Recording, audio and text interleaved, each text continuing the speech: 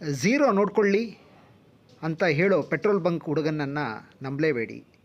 ಕೆಲವೊಂದು ಬಂಕ್ಗಳಲ್ಲಿ ಇರುತ್ತೆ jump trick ಎಂಬ ಮಾರಾಮೋಸ.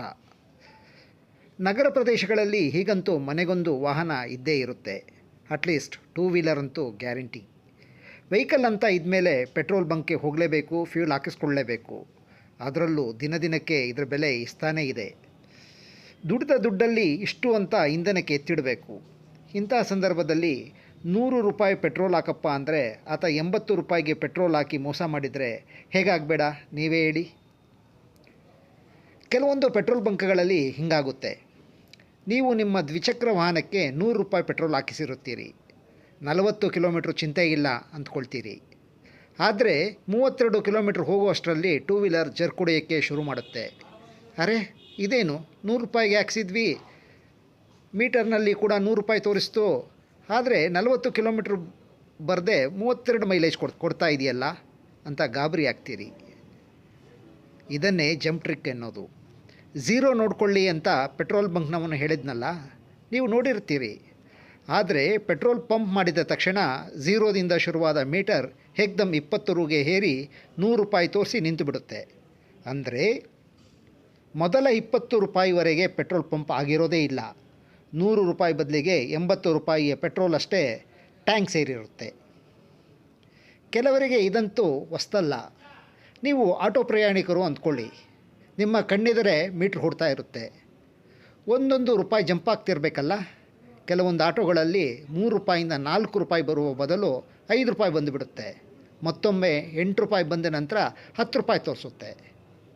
ಇದಕ್ಕೆ ಆಟೋದವರ ಪರಿಭಾಷೆಯಲ್ಲಿ ಗೋಡ ಅಂತಾರೆ. ಅಂದರೆ ಕುದುರೆ ಮೀಟೋದು ಅಂತ. ಇದನ್ನು ಬಲ್ಲ ಕೆಲ ಅನುಭವಿಗಳು ಎಷ್ಟು % ಗೋಡ ಇಟ್ಟಿದ್ದೀಯಪ್ಪ ಅಂತ ಕೇಳ್ತಾರೆ. ಇದು ಕೇವಲ ಆಟೋದವರ ವರಸೆ ಮಾತ್ರ ಅಲ್ಲ, ದೂರದ ಊರುಗಳಿಗೆ ಪ್ರವಾಸ ಹೋಗೋ ಕೆಲವು ಟ್ಯಾಕ್ಸಿಗಳ ಕತೆ ಕೂಡ. ಬೆಂಗಳೂರಿಂದ ಚಿತ್ರದುರ್ಗಕ್ಕೆ ಮೈಲ್ ಸ್ಟೋನ್ 200 ಕಿಲೋಮೀಟ್ರು ಅಂತ ತೋರಿಸಿದ್ರೆ ಚಿತ್ರದುರ್ಗ ತಲುಪುವಷ್ಟರಲ್ಲಿ ಮೀಟರ್ನಲ್ಲಿ 220 ಕಿಲೋಮೀಟ್ರ್ ಆಗಿರುತ್ತೆ. ಇದು ಕೂಡ ಗೋಡ ಎಫೆಕ್ಟ್. ನೀವು ಬೈಕೊಂಡೋ ಇಲ್ಲ ಗೊಣಕ್ಕೊಂಡೋ ಹಣ ಕೊಡಬೇಕು, ಇಲ್ಲ ಅಂದರೆ ಜಗಳ ಆಡಬೇಕು. ಈ ಜಂಪ್ ಟ್ರಿಕ್ನಿಂದ ಮೋಸ ಹೋಗೋದೇ ಇರೋದು ಹೇಗೆ? ಇದನ್ನು ಹೇಗೆ ಕಂಡುಹಿಡಿಬೋದು? ಸಾಮಾನ್ಯ ಪರಿಸ್ಥಿತಿಗಳಲ್ಲಿ ಮೀಟರ್ ಸ್ವಲ್ಪ ಮಟ್ಟಿಗೆ ಜಿಗಿಬಹುದು.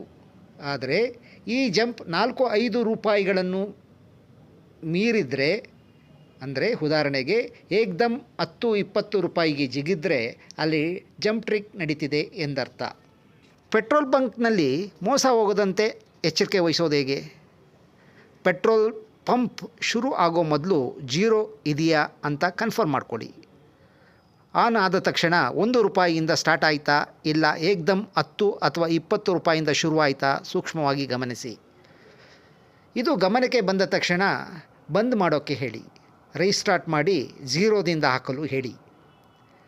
ಪಂಪ್ನ ವಿಶ್ವಾಸಾರ್ಹತೆ ಬಗ್ಗೆ ಅನುಮಾನ ಬಂದರೆ ಪೆಟ್ರೋಲ್ ಸ್ಟೇಷನ್ನ ಮೇಲ್ವಿಚಾರಕರನ್ನು ಪ್ರಶ್ನೆ ಮಾಡಿ. ಸರಿಯಾದ ಉತ್ತರ ಬರ್ತಾ ಇಲ್ಲ ಅಂದರೆ ಸೂಕ್ತ ಕ್ರಮ ಜರುಗಿಸದೇ ಇದ್ದರೆ ಗ್ರಾಹಕ ಸಂರಕ್ಷಣಾ ಸಂಸ್ಥೆಗಳಿಗೆ ಕಂಪ್ಲೇಂಟ್ ಕೊಡಿ. ಈ ವಿಷಯ ಈಗ ಒತ್ತಟ್ಟಿಗಿರಲಿ. ಈಗ ಮತ್ತೆ ಜಂಪ್ ಟ್ರಿಕ್ ವಿಷಯಕ್ಕೆ ಬರೋಣ. ಜಂಪ್ ಟ್ರಿಕ್ ಗ್ರಾಹಕರನ್ನು ವಂಚಿಸೋ ಸುಲಭ ಮಾರ್ಗ. ಮೀಟರನ್ನು ಮೊದಲೇ ಅಡ್ಜಸ್ಟ್ ಮಾಡಿಸಿರ್ಬೋದು. ಇಲ್ಲವೇ ಟ್ಯಾಂಕೆ ಫಿಲ್ ಮಾಡೋ ಹುಡುಗ ಅಥವಾ ಹುಡುಗಿ ಕೈ ಬೆರಳಿನ ಚಳಕದಿಂದ ಜಂಪ್ ಮಾಡಿಸ್ತಿರಬಹುದು. ಹೀಗಾಗಿ ಮೀಟರ್ ಮೇಲೆ ಸೂಕ್ಷ್ಮವಾಗಿ ಗಮನ ಕೊಡಿ. ಮತ್ತೆ ಏನಾದರೂ ಅನುಮಾನ ಬಂದರೆ ಪ್ರಶ್ನೆ ಮಾಡಿ. ಸಾಮಾನ್ಯವಾಗಿ ನಮ್ಮ ಕಡೆ ಹೇಳ್ತಾರಲ್ಲ, ಮುಖ ನೋಡಿ ಮಣೆ ಹಾಕೋದು ಅಂತ. ಹಾಗೆ ಎಲ್ಲ ಗ್ರಾಹಕರಿಗೂ ಜಂಪ್ ಟ್ರಿಕ್ ಬಳಸೋದಿಲ್ಲ. ವ್ಯಕ್ತಿಯನ್ನು ನೋಡಿ ಅವರ ಅಟೆನ್ಷನನ್ನು ಬೇರೆ ಕಡೆ ಡೈವರ್ಟ್ ಮಾಡಿ ಹಿಂಗೆ ಮಾಡ್ತಾರೆ.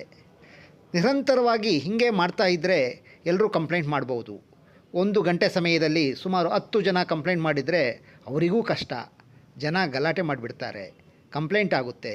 ಹೀಗಾಗಿ ಪರಿಸ್ಥಿತಿ ನೋಡಿಕೊಂಡು ಈ ಜಂಪ್ ಟ್ರಿಕ್ ಬಳಸ್ತಾರೆ.